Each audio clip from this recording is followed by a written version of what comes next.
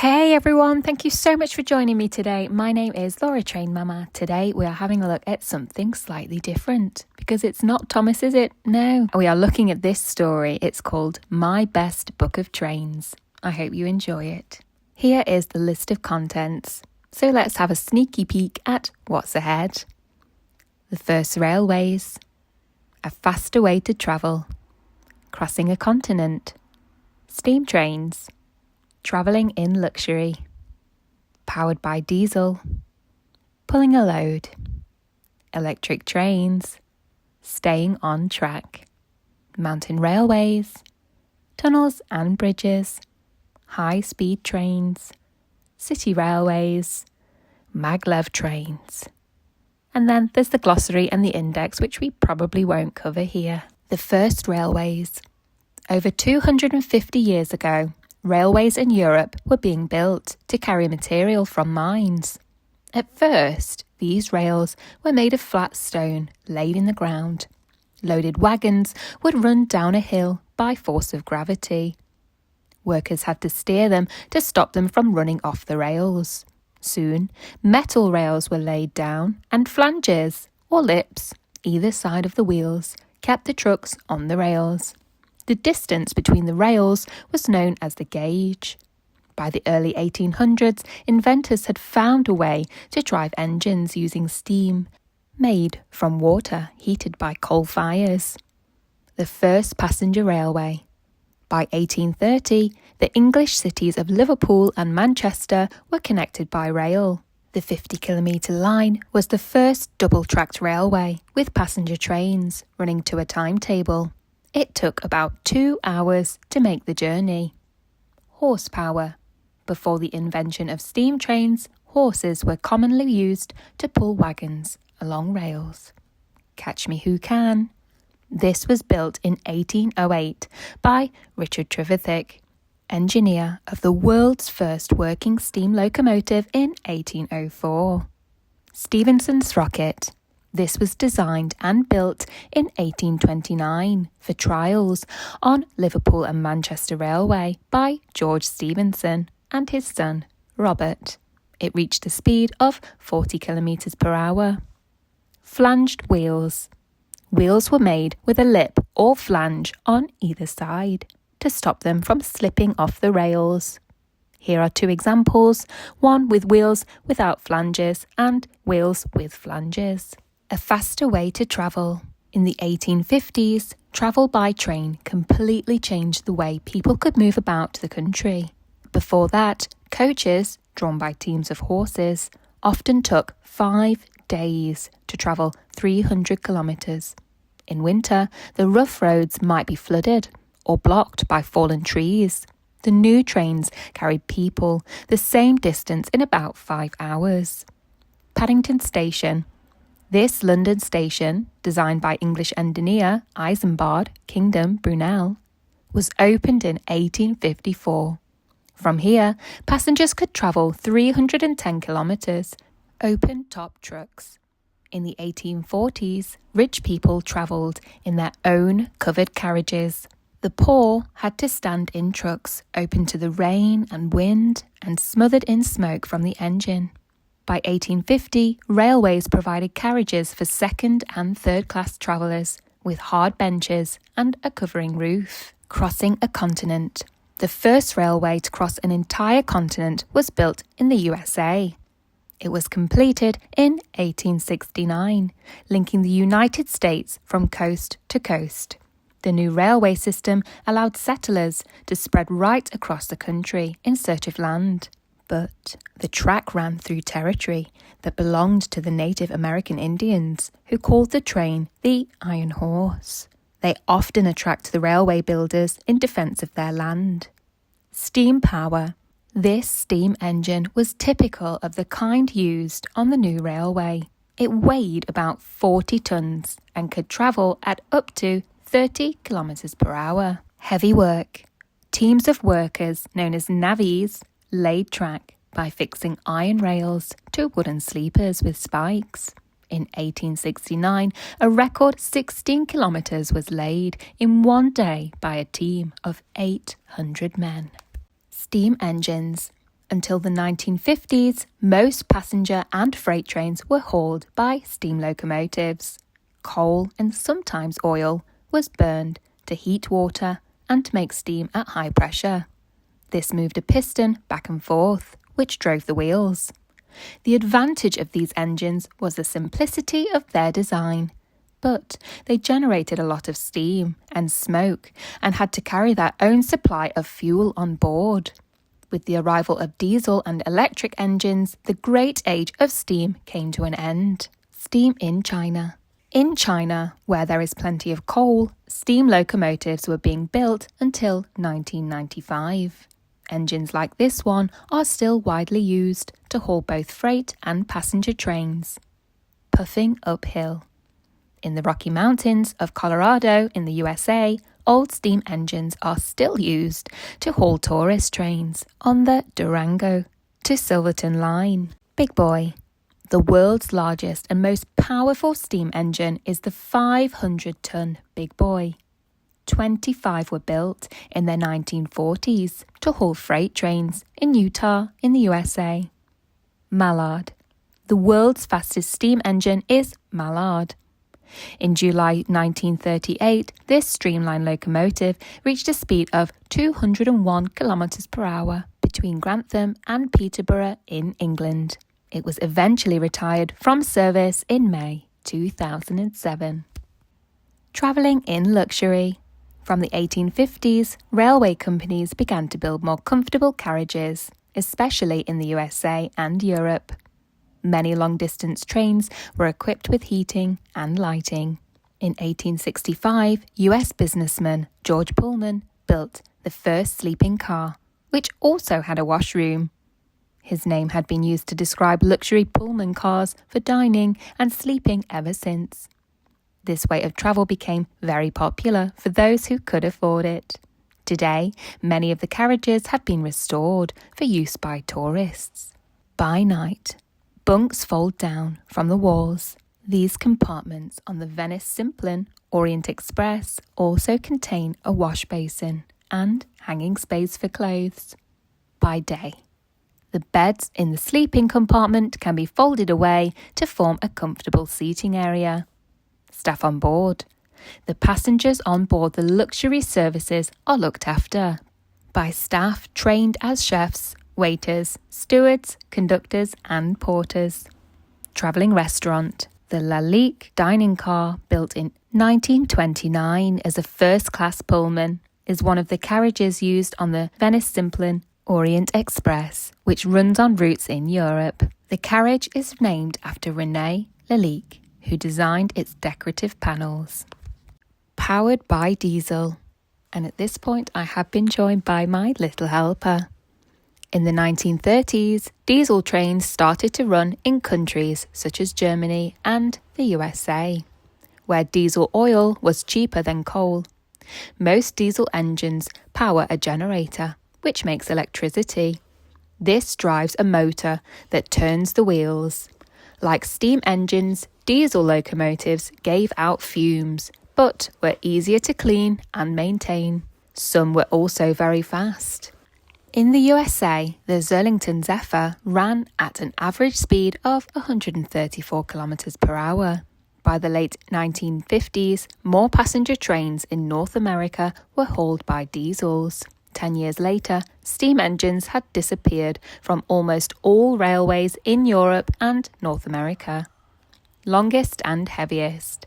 In the USA, the record-breaking Union Pacific Centennial diesel locomotive is nearly 30 metres long and weighs 229 tonnes. Double the power. 2 diesel locomotives, one at each end, power this 9-car high-speed train that travels at 200 kilometers per hour between Aberdeen and London in Britain. Flying hamburger. The German Fliegennieder flying hamburger train ran between Hamburg and Berlin from 1932. It covered the 287 kilometre in under 3 hours at speeds of up to 160 kilometers per hour. Pulling a load. Trains are often used for hauling goods, freight, in bulk over long distances. Loads of coal and oil and raw materials, such as steel and timber, all go by rail. In large countries such as Australia, the USA and Canada, trains carry more freight than passengers. Although not as fast as planes or as convenient as trucks, trains can carry huge loads. A 100-car freight train might be 2 kilometres long. To move the same load by road, you would need 100 trucks with 100 drivers. Bulk carriers. Different types of carriers are used for transporting different goods. Large tankers like this one are used to carry diesel oil and liquid gas, covering vast distances. Bulky loads such as coal, oil and minerals are carried in purpose-built wagons. These are often open-topped so that wagons can be loaded on the move. Each wagon is fitted with a set of air brakes operated by the driver. Carried by container. Freight is often carried in huge steel boxes called containers. Each box fits onto a freight car of a train. On arrival at the depot, the boxes are unloaded onto trucks. From here, they can be driven to the docks and loaded onto ships for transport abroad. Electric trains. During the Second World War, which was between 1939 and 1945, many railway systems were damaged. Whole sections of track in countries such as France and Germany were destroyed by bombs. After the war, these countries began to rebuild and electrify the old lines and to build new ones. Putting up the posts and wires which carry the power supply is expensive, but the trains run faster and are smoke-free. Some countries like Switzerland have electrified almost all their lines. Early days of electricity. Built in 1895, this electric engine pulled trains through a 2-kilometre tunnel in Baltimore in the USA. It replaced steam engines, which were filling the tunnel with smoke. Record breakers. In 1955, near Bordeaux in France, 2 electric locomotives, CC 7107 and BB 9004, each hauling 3 coaches, reached a record speed of 331 kilometres per hour on 2 different days. The third rail. Some electric trains pick up their power from a third rail, built just beside the running tracks. The rails are easy to install, but the trains can be badly affected by ice and snow on the tracks. Staying on track. Railways carry many different kinds of train. Express passenger trains running at over 200 kilometres per hour use the same lines as stopping trains and freight trains. Trains can move from one line to another by way of points. These are controlled from a signal box or panel. Signals with coloured lights show the driver which route the train will take and protect the way ahead. They also show a train when to stop and to let another one cross its path. Colour light signals. A green light means the line is clear. A red light means stop. Yellow lights warn the driver that the next signal may be red. This is important because trains cannot stop suddenly. The small white lights show that a train is being turned off the main route. How points work. When the points change, 2 short rails that come to a point move from one side to another. This allows the train to change track. Rail systems. In most countries, the points and signals are controlled from a signal box with the aid of computers.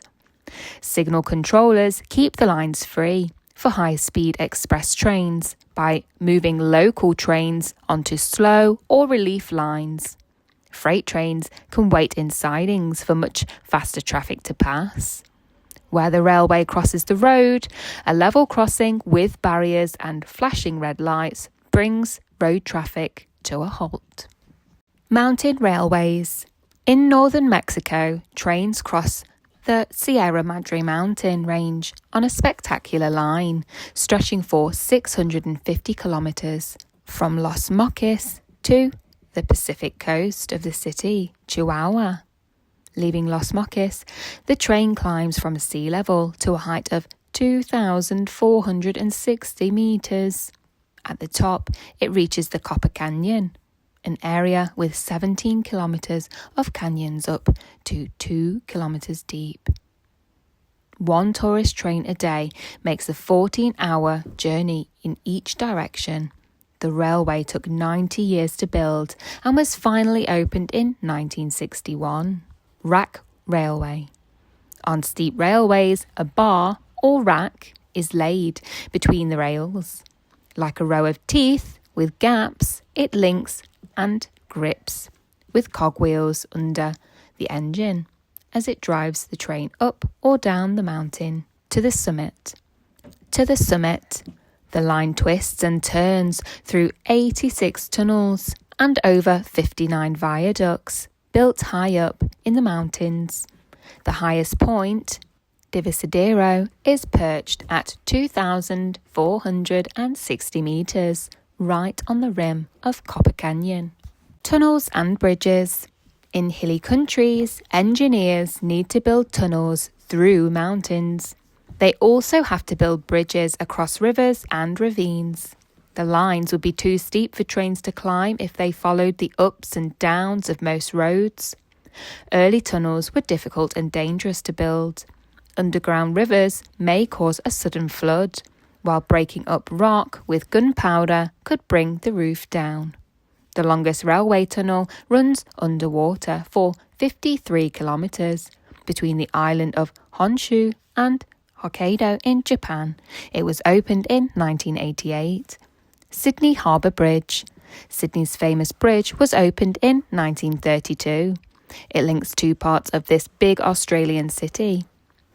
The main span is 503 metres long and gives clearance to shipping of 49 metres. Channel Tunnel. Opened in 1994, the Channel Tunnel stretches beneath the English Channel for 50 kilometres, of which 37 kilometres are underwater. High-speed trains. The fastest passenger trains in the world run in France and Japan. Both of these countries have built new high-speed lines with no sharp curves. These carry electric-powered trains at speeds of up to 320 km per hour in commercial use. In April 2007, the TGV broke its own 1990 world record for the fastest wheeled train with a speed of 574.8 km per hour. The French TGV. The TGV first started to run between Paris and Lyon in 1982. The journey time was cut from 3 to 2 hours. The first line was so successful that the network has since been expanded, with new lines in the south, west and northeast of the country. The Asila Express. Since 2000, high-speed tilting trains have been racing along at 241 kilometers per hour between Washington, D.C. and Boston via New York City, Philadelphia and Baltimore. They are the only true high-speed trains in the USA and are highly popular with passengers. The German ICE.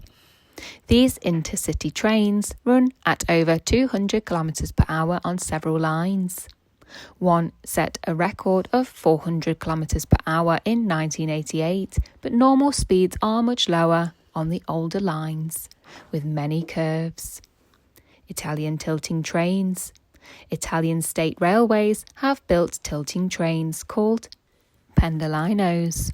These run at up to 250 kilometers per hour on existing lines, and as they travel over the curves, the coaches tilt. The Japanese Bullet. A high-speed train called the Shinkansen runs in Japan. These trains are also known as bullet trains because of the speeds at which they travel. The first bullet trains ran at over 160 kilometers per hour in 1964 between Tokyo and Osaka. Now the trains run at speeds of up to 300 kilometers per hour. City railways. Railways run to the centre of most cities, allowing a large number of people to travel easily from their home to the city centre. Unlike cars, most trains don't give out smoke or fumes, and they are not held up by traffic jams. Large stations, such as the Gare du Nord in Paris and the Grand Central in New York, are positioned close to the main shops and offices. At many stations, there is an interchange system where people can continue their journey by underground or elevated rail, or by tram, bus or taxi. Elevated railways. In some cities like Singapore and Chicago, electric trains run on elevated lines built above the streets. Elevated lines have also been built to link different parts of large airports to each other. Underground. Railways run underground in many cities. They are operated by electricity. The first underground line was opened in London in 1863. Above ground. Trams run on steel rails sunk into the surface of the road. In some cities, trams are being brought back into use after a gap of over 50 years. Transport network. Well-planned city stations are positioned close to other systems of transport. Stairs and escalators lead up to the road level, where there is often large concourse, and down to an underground railway. Monorails. Mono means one, and monorail trains run along one rail, not two. The track is usually high above the ground, and trains can hang below the rail or right above it. Maglev trains. The maglev train does not have wheels and does not run on rails. Guided by tracks or guideways, it seems to run on a cushion of air. In fact, magnets on the train and in the guideway repel each other. This makes the coaches float a few millimetres off the ground and also propels them forwards. The word maglev is short for magnetic levitation. Levitation means rising into the air. As the train doesn't touch the guideway, there is no friction to slow it down. Faster than ever. In December 2003, a Japanese maglev set a new world speed record for railed vehicles of 581 kilometers per hour. Computer-controlled maglevs are sometimes used to take passengers between the buildings of an airport. These driverless maglevs are operated by computers. That brings us to the end of this informative storybook, My Best Book of Trains. I really hope that you enjoyed listening along with me today, and if you made it this far, please don't forget to hit the like button, share with a friend. Why not? You could even check you're subscribed if you want to hear future stories, and other than that, we'll see you tomorrow. Bye-bye.